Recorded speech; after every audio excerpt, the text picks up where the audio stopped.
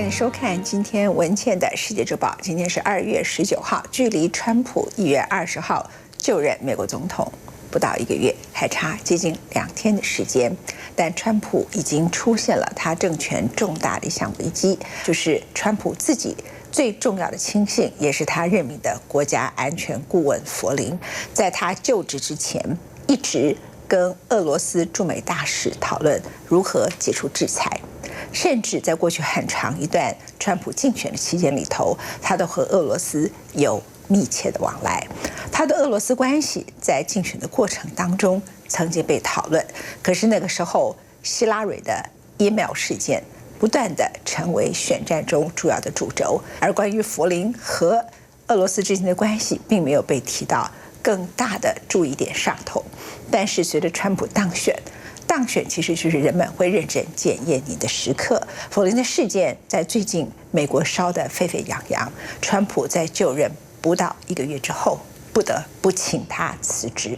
请他辞职之后呢，川普当然就陷入了很大的一个危机。所以他是很少见的政治领袖上台，不只是没有100天的蜜月期，连30天、连20天的蜜月期都没有。这也逼迫他离开了他喜欢的 Twitter， 真正举行了第一场个人的记者招待会。彭博社如此形容这场记者招待会：川普举行了一场疯狂且不打草稿的77分钟记者会。英国的 BBC 国家广播电视公司如此评论川普就任后首度记者会，又批媒体不诚实，誓言直接诉诸人民。 To be honest, I inherited a mess. It's a mess. 川普上任不到1个月，总统权力屡受挑战，禁牧令陷入法律争端，国安顾问艾将被指控与俄罗斯私下接触，逼得闪电请辞。16号，他临时起意召开个人首场白宫记者会，为就任以来的各种行为高度辩护。At home and abroad, a mess. Jobs are pouring out of the country. You see what's going on with all of the companies leaving our country, going to Mexico and other places. Low pay, low wages, mass instability overseas, no matter where you look. The Middle East, a disaster. North Korea, we'll take care of it, folks. We're going to take care of it all. I just want to let you know, I inherited a mess. I turn on the TV, open the newspapers, and I see stories of chaos. Chaos. Yet it is the exact opposite. This administration is running like a fine-tuned machine, despite the fact that I can't get my cabinet approved. The people get it. Much of the media doesn't get it. They actually get it, but they don't write it. Let's put it that way. Russia is fake news. This is fake news put out by the media.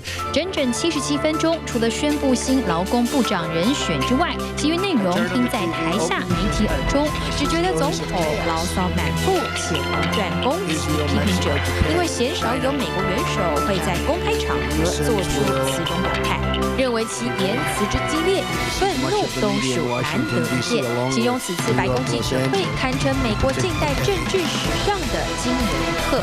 在总统设下的辩论擂台上，胜出的记者寥寥。You said, I am just want to get on the table. Very simply, you said today that you had the biggest electoral margin since Ronald Reagan with 304 or 306 electoral votes. In fact, President Obama got 365 in 2008. President Obama 332 and George H.W. Bush 426 when he won as president. So why should Americans trust? Well, no, I was given that information. I don't know. I was just given. We had a very, very big margin. I guess my question is, why should Americans trust you when you accuse the information they receive of being fake when you're providing information that's... Well, I don't know. I was given that information. I've seen that information around. But it was a very substantial victory. Do you agree with that? You're the president. Okay, thank you. That's a good answer. Yes. Did you direct Mike Flynn to discuss sanctions with the Russian ambassador? No, I didn't. Prior to your inauguration? No, I didn't. But Mike, you fired him. Excuse me. Had it leaked out. No, I fired him because of what he said to Mike Pence. Very simple. Mike was doing his job. He was calling countries and his counterparts. So it certainly would have been okay with me if he did it. I would have directed him to do it if I thought he wasn't doing it. I didn't direct him, but I would have directed him because that's his job. Jim? Mr. President, thank you very much. And just for the record, we don't hate you. I don't hate you. Okay. You said that the leaks are real, but the news is fake. I guess I don't understand. It seems that there's a disconnect there. If the information coming from those leaks is real, then how can the stories be fake? The reporting is fake. And if I may ask, I just want to ask. Jim, you know what it is? Here's the thing. The public isn't, they read newspapers, they see television, they watch. They don't know if it's true or false because they're not involved.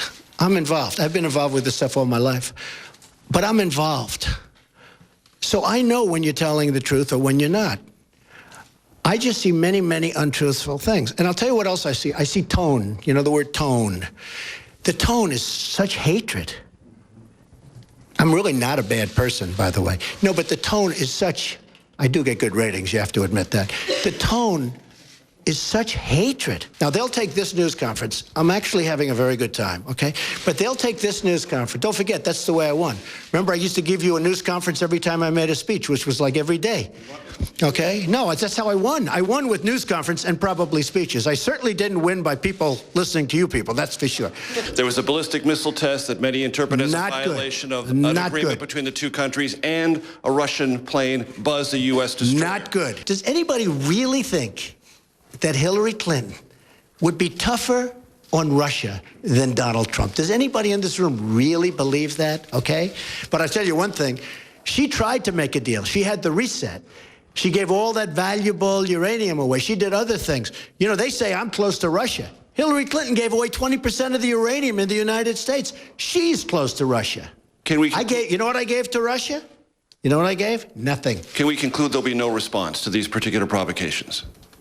Yeah, I'm not going to tell you anything about what response I do. I don't talk about military response. I don't say I'm going into Mosul in 4 months. We are going to attack Mosul in 4 months. Then 3 months later, we're going to attack Mosul in 1 month. Next week, we are going to attack Mosul. Can I just ask you, thank you very much, Mr. President. Where are you from? BBC. Okay. Here's another beauty. It's a good line. Impartial, free and fair. Yeah, sure. Mr. President. Just like CNN, right? On the travel ban, we could banter back and forth. On the travel ban, would you accept that that was a good example of the smooth running of government? Yeah, I do. Let me tell you about the travel ban. We had a very smooth rollout of the travel ban, but we had a bad court. Got a bad decision. We had a court that's been overturned, again, may be wrong, but I think it's 80% of the time. A lot. We had a bad decision. We're going to keep going with that decision. We're going to put in a new executive order next week sometime. But we had a bad decision. She does a lot of great work for the country as well. Can you tell us a little bit about what First Lady Melania Trump does for the country? And there's a unique level of interest in your administration. So by opening the White House visitor's office, what does that mean to you and the rest of the Now country? that's what I call a nice question. That is very nice. Who are you with? UNF News, it's an independent. Good, I'm going to start watching. She, like others that she's working with, feel very, very strongly about women's issues, women's difficulties, very, very strongly. And she's a very, very strong advocate. I think she's a great representative for this country. The things they say are so unfair. And actually, she's been apologized to, as you know, by various media, because they said things that were lies. I just tell you this, I think she's going to be a fantastic First Lady. Wait, let's see, I want to find a friendly reporter. Used to say it was John. Are you a friendly reporter? Watch how friendly he is. Wait, watch how friendly he is. Go ahead. 而这是令在场媒体最愕然的一幕。台下麦克风突然故障，以犹太教徒为读者群的美国杂志记者，请问总统对于美国近来反犹太情绪高涨有何看法？川普没让他把话说完。He's going to ask a very simple, easy question. And it's not. It's an important It's not a simple question, not a fair question. Okay, sit down. I understand the rest of your question. So here's the story, folks. Number one, I am the least anti-Semitic person that you've ever seen in your entire life. Number two, racism. The least racist person. In fact, we did very well relative to other people running as a Republican. Quiet, quiet, quiet. 记者会结束，美国总统口中那些不诚实的自由派媒体开始以失控的川普、混乱的白宫、总统公然教训记者等角度报道，保守派媒体则与川普同一阵线，支持者更为这位向媒体宣战的强人总统喝彩。This isn't Donald Trump that divided a nation. We went 8 years with President Obama, and we went many years before President Obama. We lived in a divided nation. And I am going to try. I will do everything within my power to fix that.